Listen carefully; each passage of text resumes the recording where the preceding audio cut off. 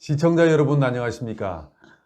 대한해협해전의 영웅으로 불리던 최영섭 퇴역 대령이 예비역 대령이 7월 8일 별세했습니다. 그렇습니다. 향년 93세입니다. 93세. 예. 최재형 전 감사원장의 부친이시죠? 예. 네. 맞습니다. 이제 그 최 대령은 이제 이날 새벽 가족들이 지켜보는 가운데 세상을 떠났는데요.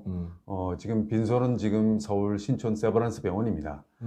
그런데 그래도 뭐 직장 안 나가시고 아버지 곁을 딱 지킬 수 있었던 게 빨리 그래도 그만둬서. 그렇죠. 안 그랬으면 직장에서. 그렇죠. 그래서 지금 그렇군요. 이제 고인은 그 6.25 전쟁 발발 직후인 1950년 6월 26일 새벽이더라고요. 예. 그 작전이 그렇죠. 보니까 6월 25일 밤 저녁 무렵부터 8시 밤 이때부터 해서 그 다음 날 새벽 1시 2시. 그러니까 바로 6.25 당일 날인데. 그렇죠. 아주 여러분들이 유명하다면 유명할 수 있는 그 6.25 때 육군이 아니라 해군 무용담이죠. 그렇죠.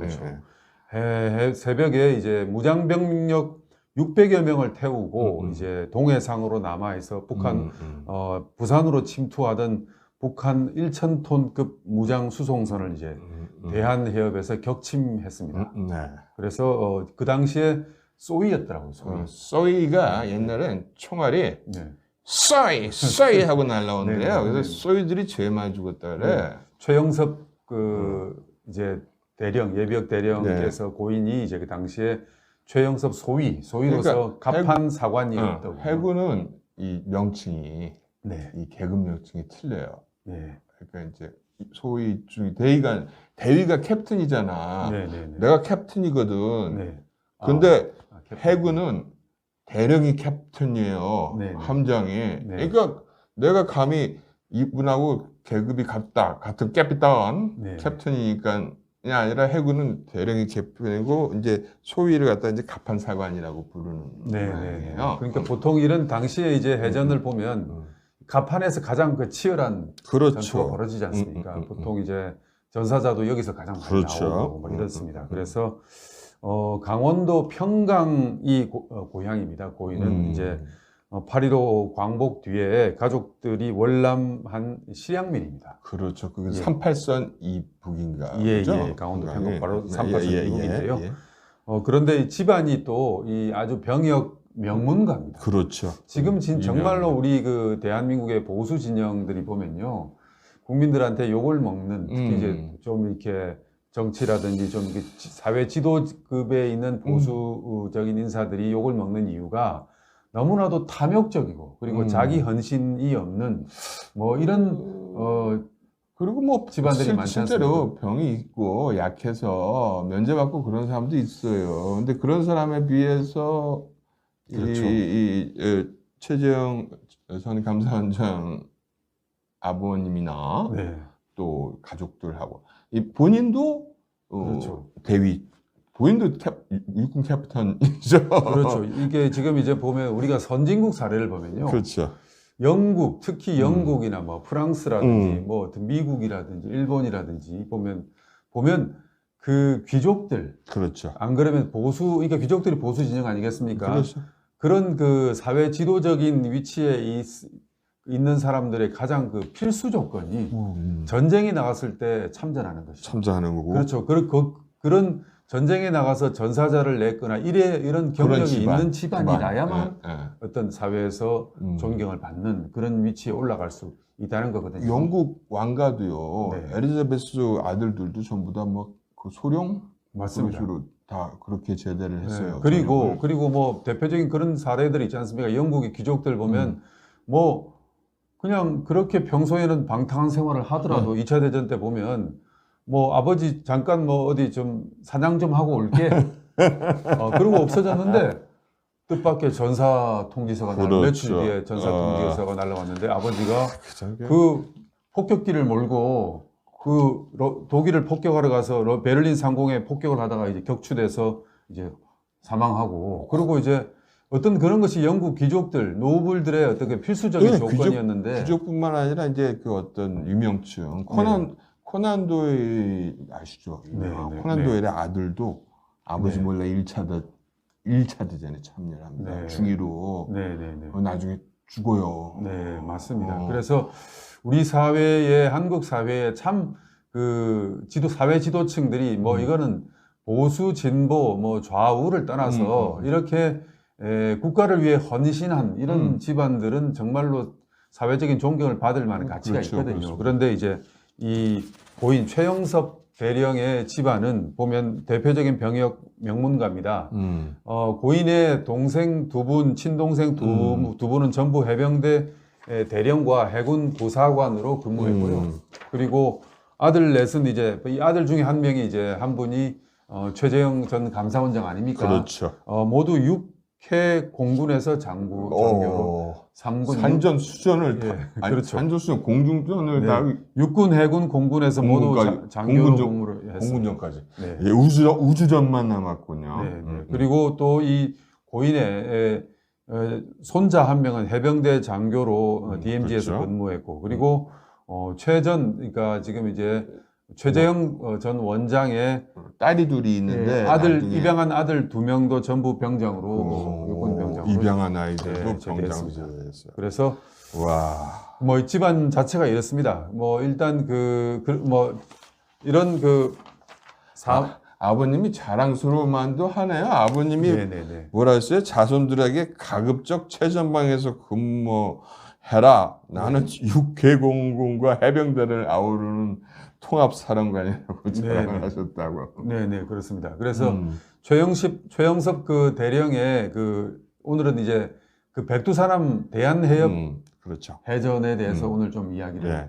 해야 되겠습니다. 유명한 배입니다. 뭐 많이 알고 계신 분들도 있겠지만은 일단 이게 지금 이제 이 해전이 일어난 날이 1950년 6월 25일 밤 아니겠습니까? 그렇습니다. 그리고 북한군의 무장 병력 600명을 이제 태우고 지금 이렇게 그렇죠. 그러니까 그 침투하는, 배가 6.25 날 시작해서 배가 내려오는 속도가 딱 그 시점이 맞아요. 그 사실 보면은 6.25 전쟁이라는 어떻게 보면 뭐 3년 동안 끌어온 전쟁 아니겠습니까? 네네, 그 전쟁을 수행하고 할 수 있었던 것은 엄청난 그 물량이 부산항을 통해서 이제 들어올 수 있었기 때문이거든요. 예. 전쟁이 3년 동안 전쟁을 그러니까 수많은 군수 물자와 그것들이 다 들어왔던 항구가 부산항이란 말이에요. 그러니까 북한도 머리를 못 썼던 게 아니네요. 네네. 북한 상륙 작전을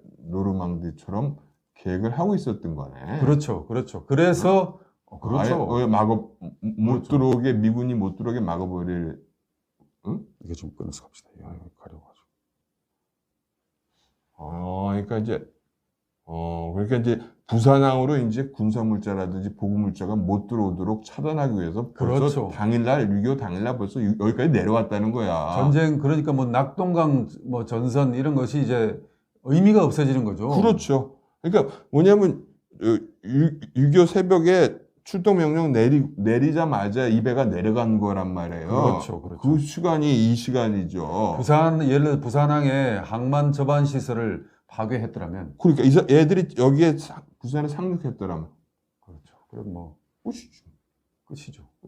끝이죠. 끝이죠. 대한민국도 끝이죠. 그 어떤 북한의 기습 상륙함을 이제 대한해협에서 격침시킨 결정적 공로를 세운 백두산함. 근데 게다가 그 당시에는 육군은 조금 자리를 잡고 우리나라 탱크도 없고 이제 그레이하운드라는 이제 장갑차 수준이었거든요. 탱크도 한 대가 없었는데 해군은 또 어떻겠어요? 맞습니다. 그래서 지금 그 사연들이 보면 참 눈물 나는 사연들입니다. 네네. 이 백두산함은 6.25 직전에 해군과 그 가족들이 그러니까 그 최영섭 대령도 돈을 냈을 겁니다. 그렇겠죠. 월급의 10%를 제해가지고 그래서 돈을 모아서 미국에서 사온 보물선이었단 말이에요. 그 학생호라고 우리나라 옛날에 경비정도 학생들이 돈을 모아서 그다음에 이제 방위산업 그 팬텀기 잘 모르시죠? 방위산업 성금으로 모아서 산 팬텀기 학생들이 이렇게 돈을 모아가지고 이 샀다는 이제 이 고속정, 북한의 고속정을 쓰고 해서 제비옷도 있고 학생옷도 있고요. 팬통기 중에서도 방위성금만 갖고 몇 대를 들여온 팬통기, FD 팬통기 몇 대면 딱 방위성금기라고 비행기에 써져 있었어요. 그 정도로 그 열정이 우리가 참 대단했었는데. 그래서 그때 기록을 좀 보니까 1949년입니다. 6월 그러니까 6.25 전쟁이 일어나기 이제 거의 이제 1년 정도, 만 1년 전인데 49년 6월에 해군 참모총장 손원일 제독이 이제 참모총장 본인 포함해서 말단 수병까지 월급을 10%씩 공제하자. 그래가지고 그 돈으로 전투용 함정을 구입하자. 그렇죠. 이게 어떻게 보면 임진왜란 직전에 이순신 그 전라 좌수사가 그렇죠. 그때 거북선을 지금 건조를 하지 않습니까? 거의 어떤 그런 발상이었던 것 같아요. 그렇습니다. 그래서 그 당시에 이제 장교 월급이 쌀 한 말 값도 안 되었어요. 이 당시 지금 고인 최영섭 대령이 생전에 지금 월간 조선과 인터뷰한 내용들인데요. 내용을 보면 당시 장교 월급이 쌀 한 말 값도 안 되었는데 대포 달린 군함을 사자며 월급 10%를 공제하자니까 아니 그런 걸 나라에서 당연히 사야지 우리가 여기서 군에 복무하는 것만도 어딘데 이래서 불만스러워하는 군인들이 뭐 아니요 그 실제로 군인들 뭐 조금 뭐 위세가 그런데 등등했던 그런 군인이 없었다는 거예요. 얘기를 하는데 사람들이 군인 월급이 짰어요. 그런데 그건 아무도 불평을 하지 않았다는 겁니다. 그래서 심지어 성금을 더 내려고 고철을 수집해서 고물상에 팔기도 했다는 겁니다. 그래서 또 해군 장교의 사관과 부인들은 또 바느질과 빨래를 해서 양복을 고쳐서 거기서 번 돈으로 보탰다는 겁니다. 지금 보면요, 우리 대한민국에 이 돈이 차고 넘쳐가지고 이 국방부에 그 무기 비리 있지 않습니까? 국방 비리 용서할 수가 없죠. 방위산업 나라가 망하려면요. 방사 비리가 발생하면 망합니다. 제가 그걸 예측을 하고 제일 걱정했던 거거든요. 방사 비리가 생긴다는 거는 진짜 너무나 큰 손실이고요. 그래서 저도 독립전쟁, 특히 뭐 청산리 대첩이라든지 당시 기록들을 보면 우리 선조들이 어떻게 무슨 돈으로 총을 사고 어떻게 총을 구입해서 싸웠는지를 보면 눈물 나거든요. 그런데 그 후손들이 우리가 이런 그 엄청난 천문학적인 규모의 그 방산 비리를 저지르는 것을 보면 용서할 수 없습니다. 그래도 청산리 대첩은 그 신용도 높은 체코제 무기로 싸웠기 때문에 이겼다고 봅니다. 그래서 그렇게 모금한 돈 15,000달러를 가지고 이승만 대통령에게 전하면서 전투함 한 척을 구입해달라고 이렇게 청원했다는 왜냐하면은 꽤 있었어요. 배가 한 100여 척이 있는데 총 톤수도 한 13,000톤. 우리 해군에. 근데 보면은 그 배수량 다 합친 건데 중요한 건 대포가 달려 있느냐 아니냐예요. 그렇죠. 아니 배 타고 가면서 총 부딪힐 거야. 대포가 없어. 활을 쏘나. 총통? 무슨 천자 총통. 그래서 근데 당시에는 이제 미국은 뭐 배가 차고 전투 뭐 이렇게 항공모함, 순양함 차고 넘치던 시기이기 때문에 2차 대전 직후잖아.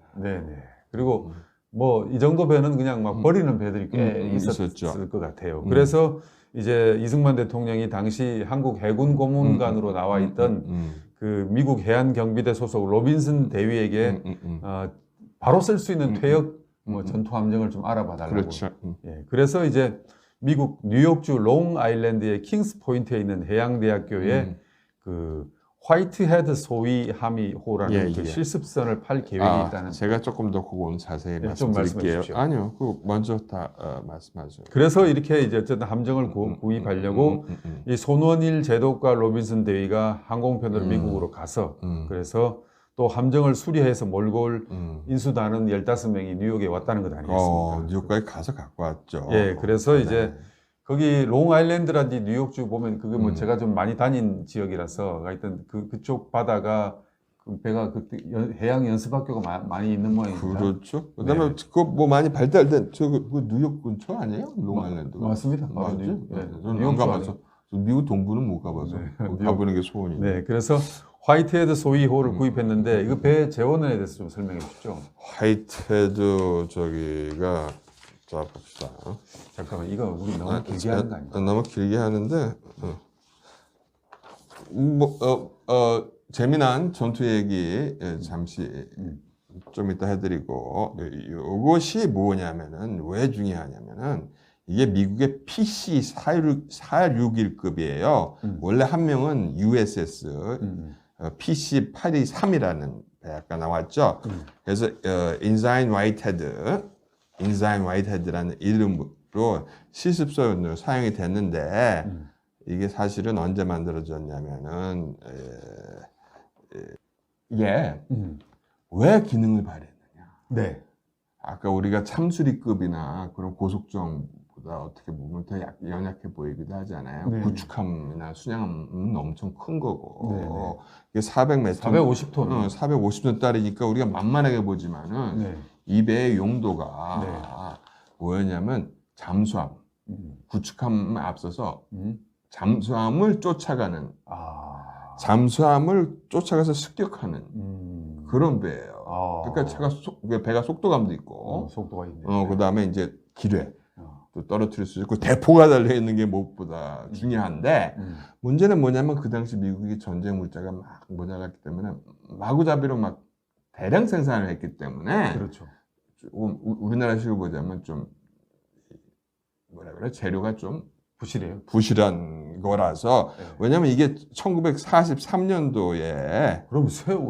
그러니까 43년도에 세 배다. 요즘식으로 차지하면 우리가 차삼은 왜냐면 안 된 것 같이 보이지만 그 당시 배는 1944년도에 이제 진수가 돼서 같은 해에 배치가 된 배예요. 44년이면 얼마 안 된 것 같지. 그렇지만 이제 그만큼 이제 오래됐다고 봐야 돼요. 그거 갖다가 해서 48년도에 이제 이름을 이게 바뀝니다. 바뀌었다가 이제 49년도에 한국으로 가는데 이 계열 중에서는 최초로 한국으로 갑니다. 그래서 한국으로 오면서 그 배 이름이 아까 백두산함으로 명명한 것 아니겠습니까? PC 701로. 당시 또 보면 인수할 때 인수요원들이 전부 중위에서 중령까지 장교였는데 인수요원들이 배에서 숙식을 하면서 미국인 작업반장의 지시에 따라서 낮에는 페인트 칠을 하고 네네. 또 기관 수리 등 잡일을 하고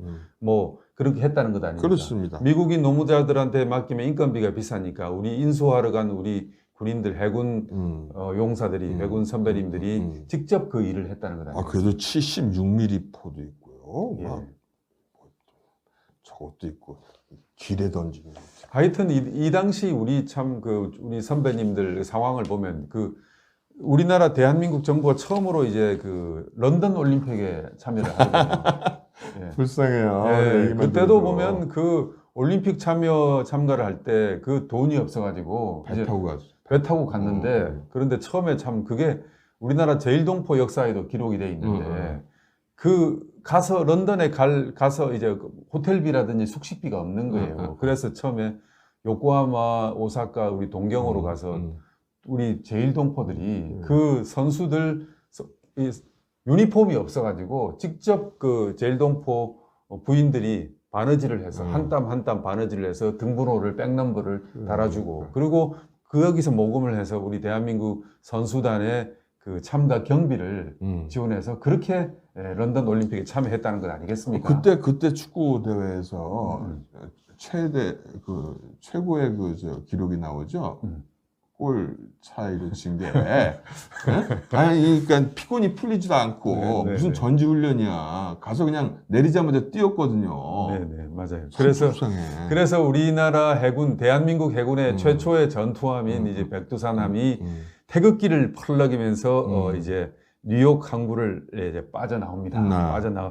빠져나와서 그리고 12월 31일 마이애미에 도착해서 급유를 받고 50년 1월 1일 아침 7시에 다시 출발해서 거친 항해 끝에 1950년 1월 24일 하와이 호놀룰루 항에 도착을 했다. 그러니까 실제로는 이게 톤수가요. 280톤으로 돼 있어요. 미국 자료에는. 그러니까 280톤짜리로 태평양을 건넜다고 생각해 보세요. 필그림 파더스가 참 감탄해요. 재밌습니다. 그래서 또 참 눈물 나는 사연들이군요. 음. 하와이 교민들이 대한민국 군함이 들어온다고 해서 큰 기대를 하고 이제 항구에서 기다렸는데 조그만한 경비정 같은 함정이 들어오니까 실망하는 모습이었답니다. 그렇지만 자, 시청자 여러분, 우리 그 대한민국 독립운동에 있어서 한 7, 80% 정도의 그 자금이 어디에서 나왔냐면 미국에서 우리 미국 그렇죠. 교민들이었거든요. 그 미국 하와이의 사탕수수밭에 노동자로 이제 간 그 우리 동포들이 눈물나게 모았던 그 성금이 바로 상해 임정의 자금의 거의 90% 정도였고, 그리고 독립군의 자금이었습니다. 그런데 이제 이 대한민국, 우리 조국이 독립을 해서 이 대한민국의 첫 전투함이 들어왔을 때 그 동포들의 그 감개무량이 오죽했겠습니까? 그래도 백값이요. 네. 당시 백값으로 6만 달러였어요. 네네네네. 6만 그래서 백두산함이 이제 이틀 뒤에 진주만의 해군 수리창으로 이동했습니다. 그 호놀룰루 섬과 항구와 진주만이 있는 섬은 또 다른 섬이거든요. 그렇죠. 이동해서 앞갑판에 드디어 3인치 대포 함문을 장착을 지금 했답니다. 그렇죠. 이게 76mm니까 예. 3인치죠. 이때가 지금 1월 24일인데 3월 중순이 되었어야 그렇죠. 2달 동안 이 시간이 걸렸네요. 3월 중순이 되었어야 백두산함에 3인치 포가 장착이 되고 그리고 앞갑판에 설치하고 오하우 섬 앞바다에 나가서 몇 발 쾅쾅 쏴보고. 근데 막 쏘면 안 되지. 왜냐면 폭탄을 100발밖에 못 쏴왔거든. 표탄이 없으니까. 그래서 훈련할 수가 없죠. 3월 20일 하와이를 출발한 백두산함이 이제 괌섬 아프라 항구에 들러서 다시 또 3인치 포탄 100발. 100발, 그럼 100발밖에 없었다. 한 발도 안 썼네요. 해전에서 100발 가지고 나왔다고. 그렇죠. 그러니까 해전에서 100발 갖고 나왔으니까 이 사격 출동 사격을 연습을 안 하고 전혀 못하고. 못하고. 이 요즘이야 뭐 지금 이렇게 다 AI 컴퓨터가 자동 사격을 하지 않습니까? 미리 뭐 출고하기 전에 전부 다 사격 그런데 실험을 이 무렵만 해도 하는 거죠. 해전에서의 사격 연습이 대단히 중요하거든요. 네네. 왜냐하면 움직이는 배 위에서 또 움직이는 적함을 그렇죠. 쏘는 게 이게 예산일이 아니거든요. 그걸 자이로 시스템이라고 합니다. 예. 자이로. 그래서 그런 사격 훈련을 거의 못했다는 겁니다. 그래서 기름을 구입해서 이제 드디어 4월 9일 남해안 대한민국 우리 남해안에 나타났다는 거예요. 그렇죠. 눈물이 나네요, 진짜. 우리 어부들이 일제히 함성을 지르고 우리나라에 군함이 없는 줄 알았는데 태극기를 달고 나타난 이 최초의 군함을 보고. 어떻게 보면 이게 조금만 늦었어도 네, 맞습니다.